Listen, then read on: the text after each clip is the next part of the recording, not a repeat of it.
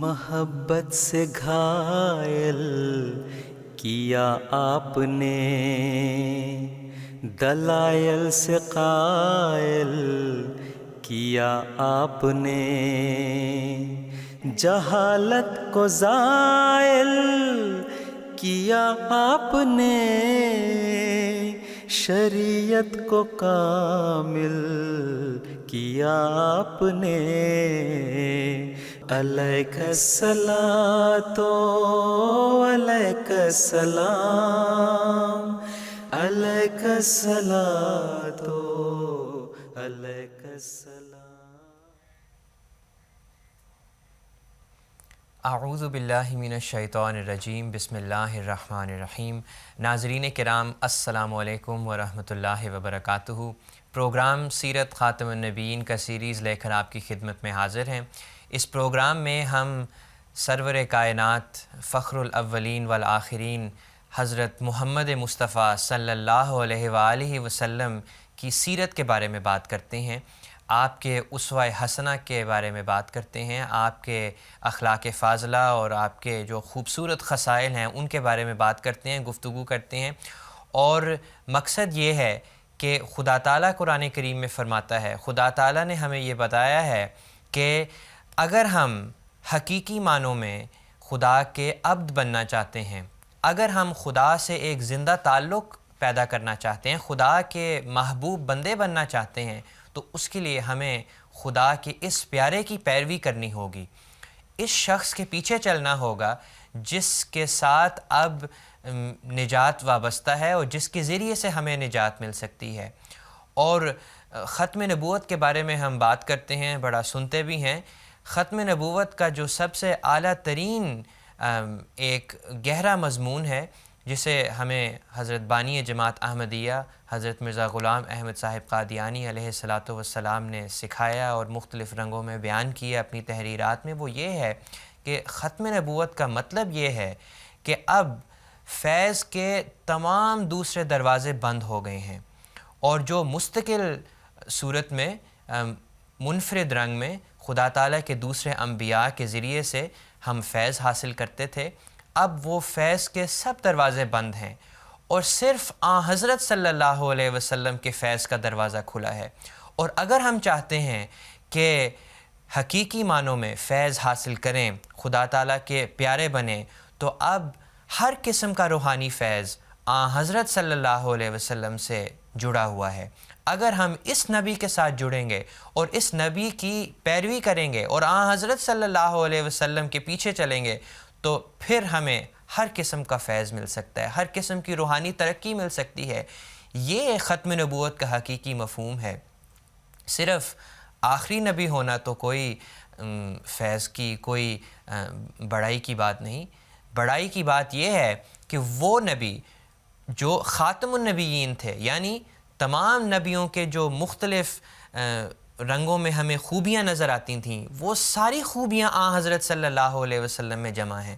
اور حضرت صلی اللہ علیہ وسلم میں صرف جمع نہیں، بلکہ آپ ان خوبیوں کا بہترین نمونہ ہیں، اور آپ نے ان خوبیوں کو اس طرح اپنی ذات میں ان پر عمل کر کے دکھایا اور ان کا ایک نمونہ دکھایا کہ ہر نبی جو ہے وہ آپ صلی اللہ علیہ وسلم کے سامنے سر تسلیم خم کرتا ہے اور احتراماً حضرت صلی اللہ علیہ وسلم کے سامنے اپنا سر جھکائے ہوئے گویا کہ یہ اقرار کرتا ہے کہ آپ ہی ہم تمام انبیاء کے سردار ہیں، اور ہمیں بھی اس طرح اگر حضرت صلی اللہ علیہ وسلم کی وجود کا ادراک ہو جائے، اگر ہم یہ جان جائیں کہ حضرت صلی اللہ علیہ وسلم ہی وہ بابرکت وجود ہیں جس کے ذریعے سے ہم تمام ابتدائی دنیا سے لے کے اب تک جو خدا تعالیٰ نے انبیاء کے ذریعے سے روحانی فیض کے چشمے جاری کیے، اب وہ چشمہ حضرت صلی اللہ علیہ وسلم کے ذریعے سے بہتا ہے، پھوٹتا ہے،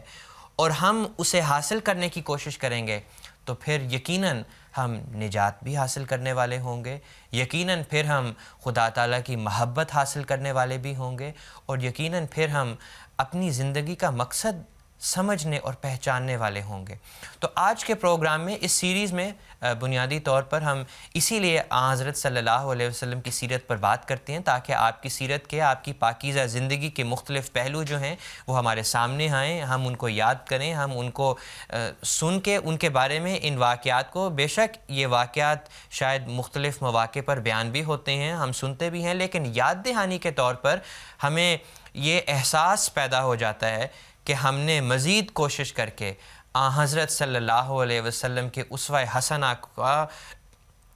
پر عمل کرنا ہے، اور جہاں تک ممکن ہے اسے اپنی زندگیوں میں اسے اپنی زندگیوں کا حصہ بنانا ہے۔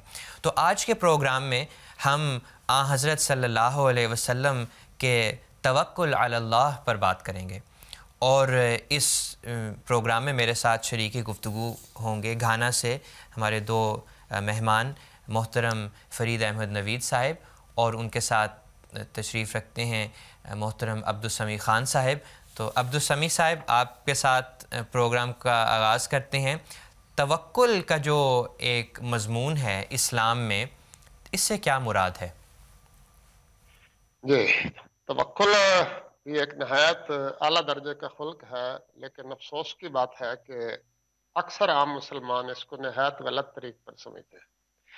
یاد رکھنا چاہیے کہ توکل کا لفظ وکالت سے نکلا ہے، اور وکیل جس کو ہم بناتے ہیں اس کو ہم پورا اپنا شواہد، اپنے دستاویزات اس کے سپرد کرتے ہیں، اور پھر اس کو کہتے ہیں کہ تم آگے اب جج کے سامنے پیش کرو۔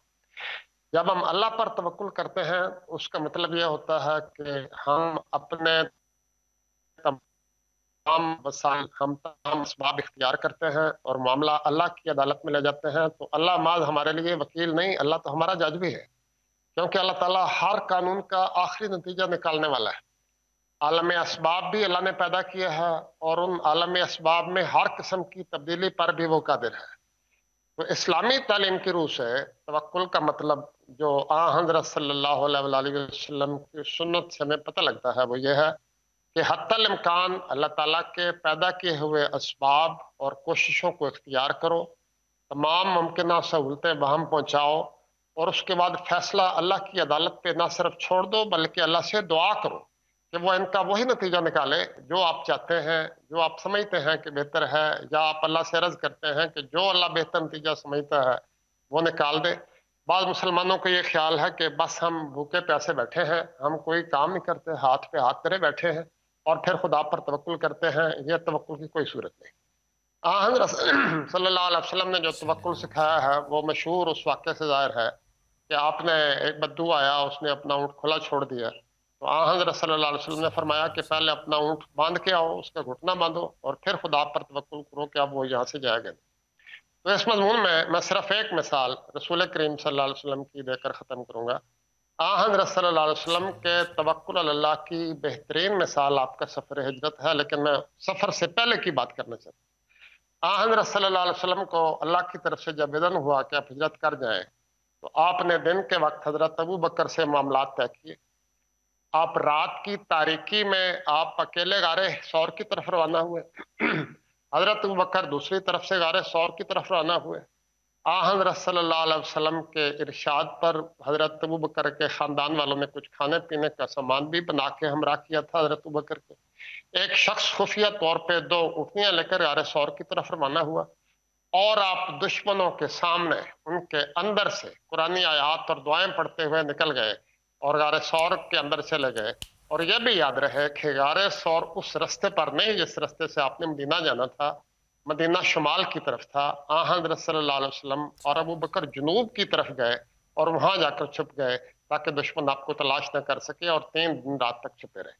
یہ ہے توکل، تمام ممکنہ اسباب کو اختیار کرتے ہوئے، تمام جائز طریقوں کو اختیار کرتے ہوئے اللہ کے آگے جھک جانا کہ اب تو اس کا وہ مثبت نتیجہ نکال جو ہمارے اور دین کے حق میں بہتر ہے۔ اس کو حضرت صلی اللہ علیہ وسلم نے توکل قرار دیا ہے۔ آگے جیسا ہم دیکھیں گے سارا یہ تو سفر ہجرت، ساری زندگی حضرت صلی اللہ علیہ وسلم کی توکل سے معمور ہے، اور اس مضمون کو بھی آپ نے انتہا تک پہنچا دیا۔ انشاءاللہ عبدالسمیع صاحب بات کریں گے، بالکل ٹھیک ہے۔ فرید صاحب، حضرت صلی اللہ علیہ وسلم کی شخصیت میں ہمیں کیا رنگ نظر آتا ہے؟ آپ خدا پر کس طرح توکل کرتے تھے؟ حضرت صلی اللہ علیہ وسلم کی تو تمام کی تمام زندگی ہی توکل سے عبارت ہے. اگر یہ کہا جائے تو یہ بالکل درست بات ہوگی. عبدالسمیع خان صاحب نے ابھی سفر ہجرت کا ذکر کیا، لیکن میں تو اس سے بہت پیچھے حضرت صلی اللہ علیہ وسلم کی اگر پیدائش سے ہم شروع کریں تو اللہ تعالیٰ نے آپ کو توکل کا ایسا عظیم الشان درس دیا اور ایسے عظیم الشان عملی نمونے پیش کرنے کی توفیق دی کہ جنہیں دیکھ کر انسان دنگ رہ جاتا ہے. عام طور پر دنیا میں ماں باپ ہیں، رشتہ دار ہیں، عزیز ہیں، بہن بھائی ہیں، سسرالی رشتہ دار ہیں، سہری نسبی تعلقات ہیں، یا اولاد سے انسان توقعات رکھتا ہے. بہت سی انسان توقعات لگاتا ہے کہ اگر کوئی مشکل پڑی تو یہ رشتے یا یہ تعلق، یہ ناطے میرے کام آ سکتے ہیں. اللہ تعالیٰ نے آپ کو جو زندگی عطا کی اس میں غیر معمولی یہ اہتمام نظر آتا ہے ہمیں کہ تمام کا تمام رخ حضرت صلی اللہ علیہ وسلم کا اللہ تعالیٰ کی طرف رہا ہے. مثلا آپ کی پیدائش ہوئی، آپ کے والد آپ کی پیدائش سے پہلے حضرت عبداللہ وفات پا گئے یثرب میں ایک سفر کے دوران، جب وہ شام کی طرف ایک تجارتی سفر کے لیے تشریف لے گئے. شادی کے چند ماہ بعد وہ گئے اور بیمار ہوئے اور وہاں پر وفات پا گئے.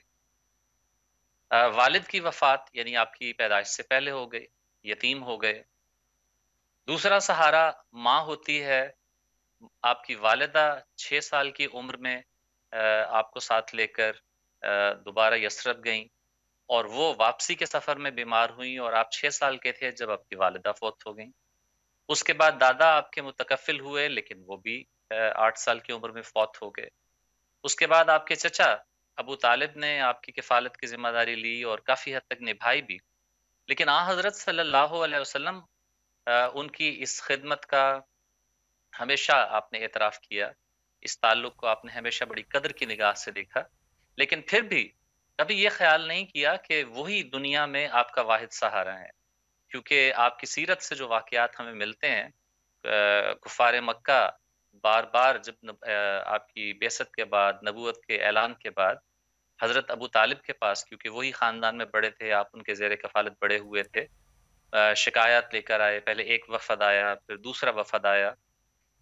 جب بھی وہ ابو طالب کے پاس آئے اور ابو طالب کو انہوں نے سمجھایا اور اس بات پر قائل کرنے کی کوشش کی اور ابو طالب نے حضرت صلی اللہ علیہ وسلم کو سمجھانے کی کوشش کی، تو حضرت صلی اللہ علیہ وسلم نے ایک لمحے کے لیے بھی انہیں وہ حیثیت نہیں دی کہ آپ کی وجہ سے، کیونکہ آپ ان کے زیر کفالت ہیں، اس لیے خدا تعالیٰ پر توکل چھوڑ کر ان کے سہارے پر توکل کر لیں.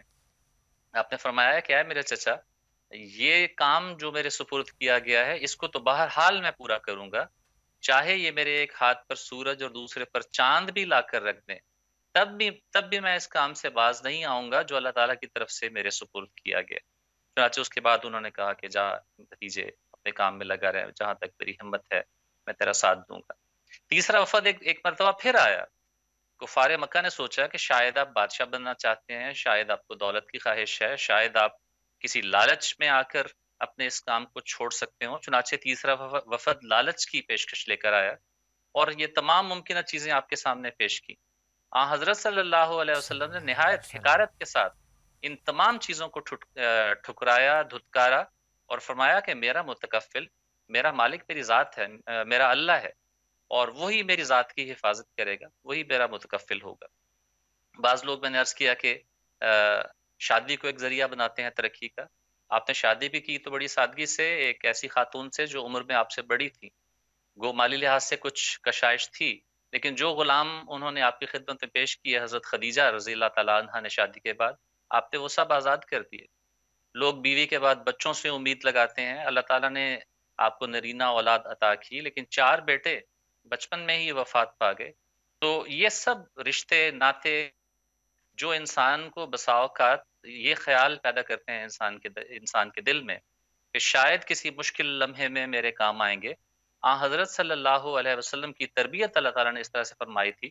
بعض لوگوں کو تعلیم کا، علم کا ایک خیال ہوتا ہے کہ شاید علم اگر میں حاصل کر لوں کوئی، تو اس کی وجہ سے شاید میری زندگی اچھی گزر سکتی ہے۔ حضرت صلی اللہ علیہ وسلم صلی کو اللہ علیہ وسلم۔ اللہ تعالیٰ نے امی رکھا، ناخواندہ رکھا، اور یہ آپ کا اعزاز بڑی عزت کے ساتھ بیان کیا اللہ تعالیٰ نے، اور حضرت صلی اللہ علیہ وسلم نے خود بھی اسے بیان کیا۔ تو یہ تھا حال آپ کے توکل کا، کہ آپ نے کبھی کسی دنیاوی چیز پر بھروسہ یا اس پر تکیہ نہیں کیا، جی بلکہ ہمیشہ اپنے خدا پر توکل کیا۔ فرید صاحب جزاک اللہ۔ عبدالسمیع صاحب، شیب ابی طالب کا جو دور تھا وہ بھی بڑی سختی اور مشکل کا دور تھا، اور جب کہ کفار مکہ نے آپ کو اور آپ کی جماعت کو ایک جگہ میں محصور کر دیا، اور اس کوشش میں کہ اگر ہم ان کی ضروریات زندگی کو کم کر دیں اور ان سے چھین لیں اور ان کے لیے ان چیزوں کے حصول کے لیے مشکل پیدا کر دیں، تو پھر شاید یہ اپنے اس دین سے پھر جائیں گے۔ حضرت صلی اللہ علیہ وسلم اور آپ کی جماعت نے آپ کے ساتھ، آپ کے نمونے پر چلتے ہوئے بہت ہی اعلیٰ ایک مثال قائم کی اس دور میں بھی۔ جی، شب ابی طالب کا واقعہ بھی تاریخ اسلام کا ایک بہت ہی دردناک واقعہ ہے۔ محرم 790 میں تمام قریش کے جو مختلف قبائل تھے اسلام دشمن، انہوں نے مل کر فیصلہ کیا کہ اب یہ مسلمان اس قابل نہیں کہ ان کو زندہ رہنے دیا جائے، تو بجائے اس کے کہ ہم ان کو قتل کر دیں، انہوں نے معاہدے میں یہ تحریر کیا باقاعدہ کہ ہم ان کو مکہ سے نکالتے ہیں، یہ یہاں سے چلے جائیں، ان کے ساتھ کوئی لین دین نہیں ہوگا، ان کے ساتھ کوئی خریداری کا معاملہ نہیں ہوگا، ان کو کوئی کھانا نہیں پہنچایا جائے گا، ان کے بچے بڑے ہو جائیں تو ان سے شادیاں نہیں کریں گے۔ مقصد یہ تھا کہ بالآخر یہ نفس و نابود ہو جائیں گے، کچھ بھوک سے مر جائیں گے، کچھ رشتے نہ ہونے کی وجہ سے مر جائیں گے۔ یہ سارے معاملات اسی مقصد کے لیے تھے کہ حضرت صلی اللہ علیہ وسلم کو تبلیغ سے روک دیا جائے۔ لیکن جیسا ابھی ذکر ہوا ہے اور ہمیشہ ہوتا رہتا ہے، حضرت صلی اللہ علیہ وسلم تو کسی دھوس دھمکی میں آنے والے نہیں تھے۔ آپ کا خدا پر عظیم الشان توکل تھا، اور آپ جانتے تھے کہ خدا تعالیٰ آپ کو ضائع نہیں کرے گا، اور خدا تعالیٰ آپ کو زندہ رکھے گا اور اسلام کی عظیم خدمت کی توفیق دے گا، اور اللہ تعالیٰ آپ کو وہ غلبہ عطا فرمائے گا جس کا اس نے آپ سے وعدہ کیا ہوا ہے۔ چنانچہ آپ اپنے ممکنہ جو بھی اس وقت صحابہ تھے تھوڑے سارے، جن میں حضرت ابو طالب جو گو اس وقت مسلمان نہیں تھے لیکن حضرت صلی اللہ علیہ وسلم سے نہایت گہری محبت اور عقیدت رکھتے تھے، ہم سب کے ساتھ معصور ہو گئے۔ اور یہ واقعہ کوئی ایک دو دنوں کا نہیں، ایک دو مہینوں کا نہیں، 3 سال پر یہ واقعہ پھیلا ہوا ہے۔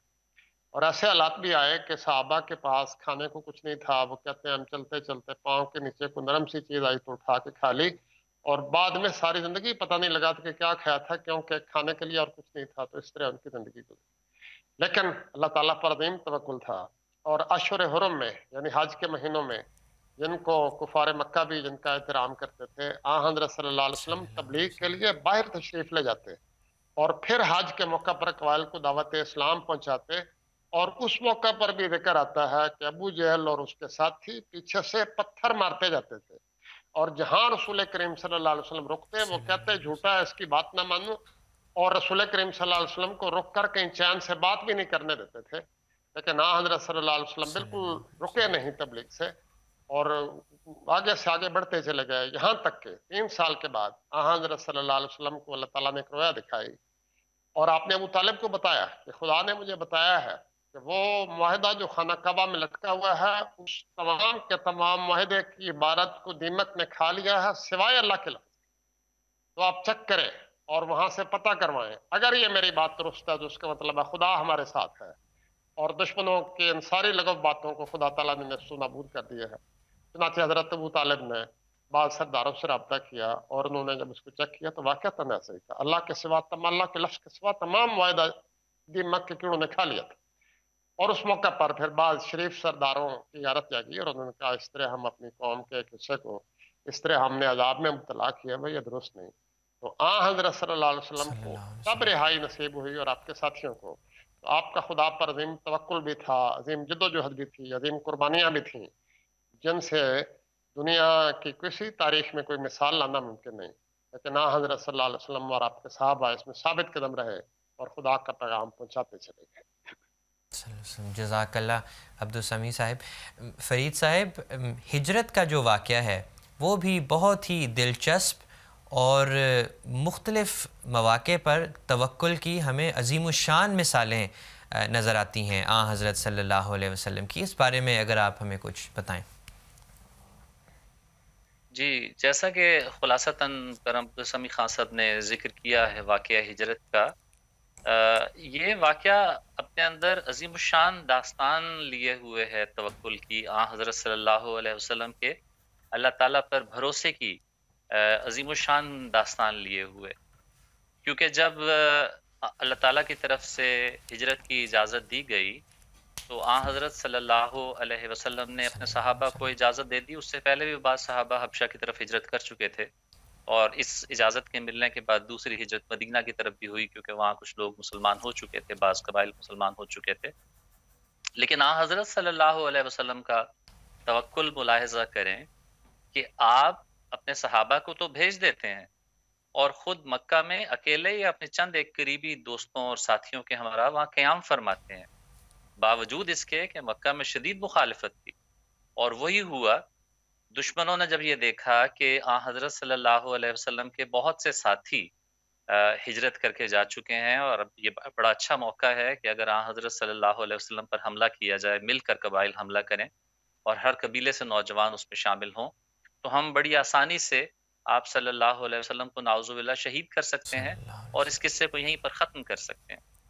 جب یہ موقع آیا تب اللہ تعالیٰ کی طرف سے ہجرت کا اذن ہوا، جبرائیل آئے اور آپ کو یہ اطلاع دی کہ اللہ تعالیٰ نے فرمایا ہے کہ آج رات آپ مکہ میں نہیں گزاریں گے اور آج ہی آپ کو ہجرت کرنی ہے. گرمیوں کے دن تھے، چنانچہ آپ دوپہر کو یہ فیصلہ ہوتے ہی قریش مکہ کی طرف سے، کفار مکہ کی طرف سے، آپ حضرت ابوبکر صدیق رضی اللہ تعالیٰ عنہ جو آپ کے قریبی ساتھی اور دوست تھے وہاں تشریف لے گئے اور جا کر سب سے پہلے کہا کہ اگر کوئی باہر کا فرد گھر میں ہے تو اسے روانہ کر دیں، کیونکہ ایک بہت اہم بات آپ سے کرنی ہے.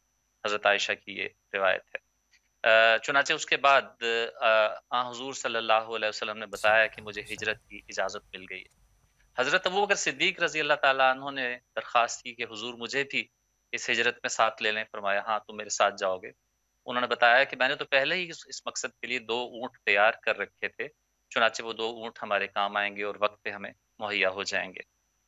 حضرت عائشہ کہتی ہیں کہ ہم نے ضروری سامان فوراً باندھا جو لے جانے کے لیے ساتھ ضروری تھا. حضرت اسماء جو ان کی بہن تھیں، انہوں نے اپنی چادر کو پھاڑ کے کچھ کھانے کا سامان اس میں 2 ٹکڑے چادر کو کر کے اس میں باندھا، اور اسی وجہ سے ان کا نام ذات النطاقین بھی پڑ گیا.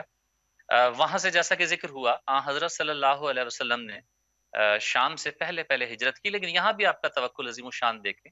آپ گھر گئے، حضرت علی رضی اللہ تعالی عنہ کو مقرر فرمایا، امانتیں ان کے حوالے کی اور فرمایا کہ یہ سب امانتیں جو اہل مکہ کی میرے پاس ہیں، یہ واپس کرنے کے بعد تم مدینہ میرے پاس پہنچو گے.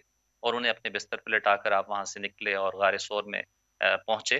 راستے میں حضرت ابوبکر صدیق رضی اللہ تعالیٰ عنہ بھی آپ کے ساتھ مل گئے. جی.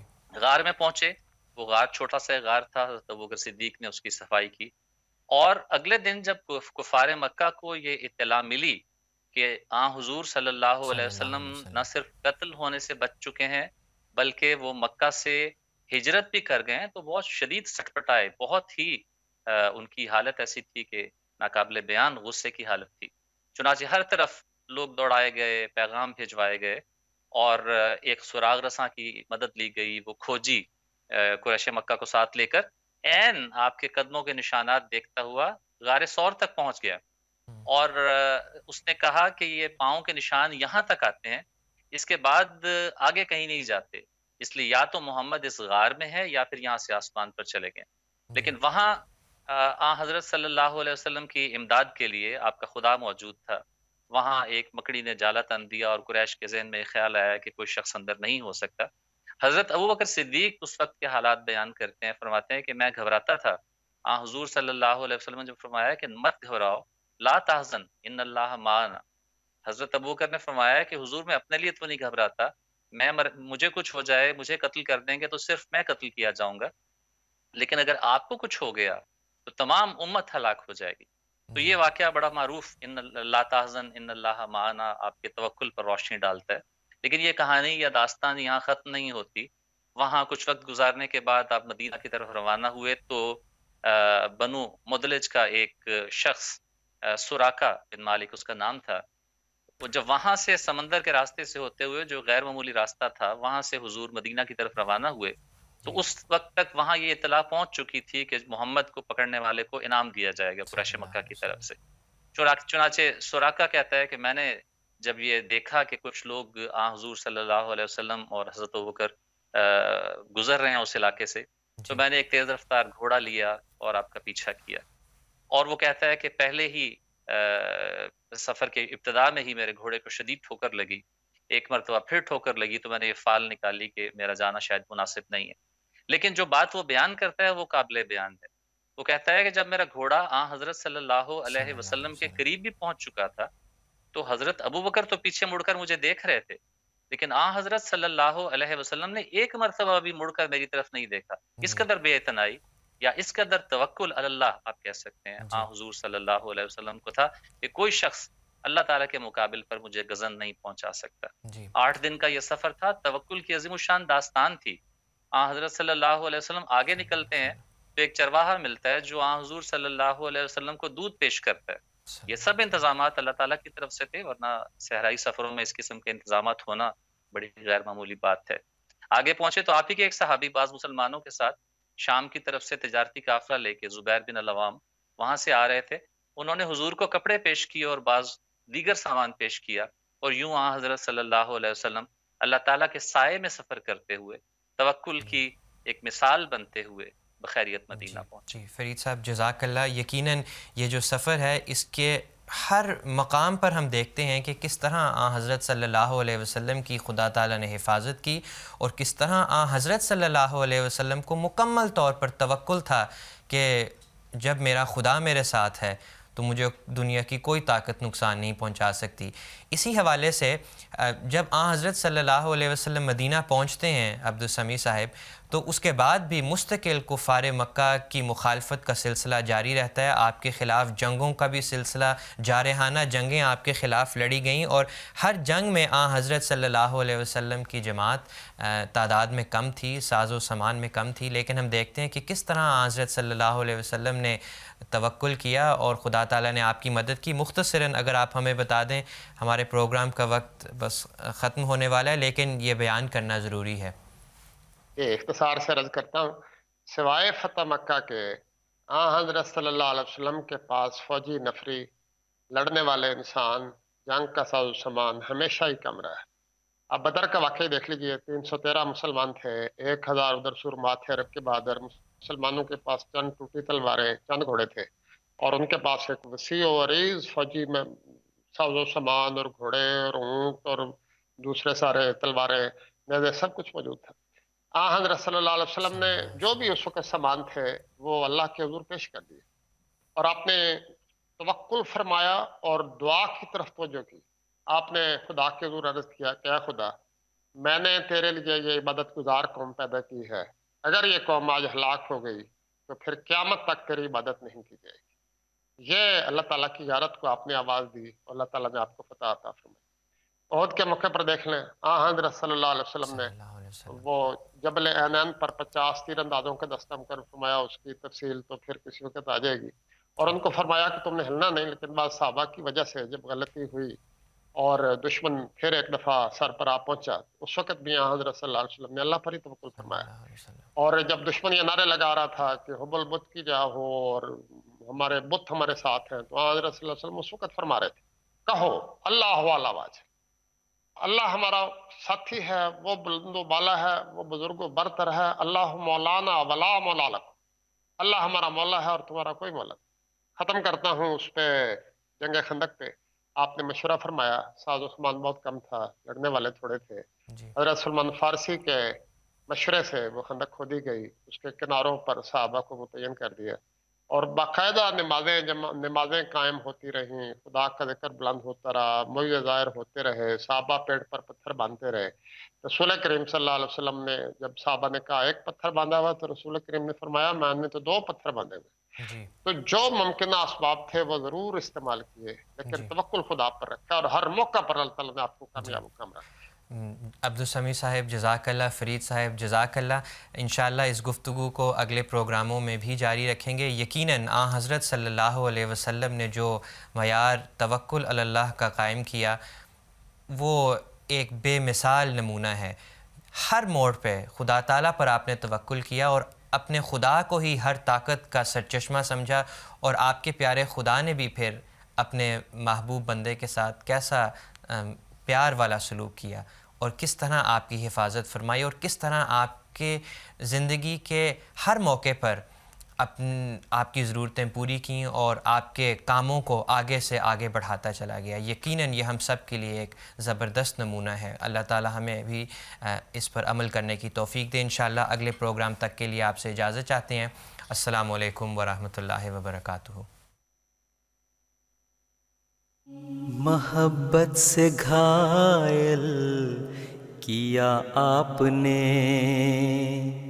دلائل سے قائل کیا آپ نے، جہالت کو زائل کیا آپ نے، شریعت کو کامل کیا آپ نے۔ علیک الصلاۃ علیک السلام، علیک الصلاۃ علیک السلام۔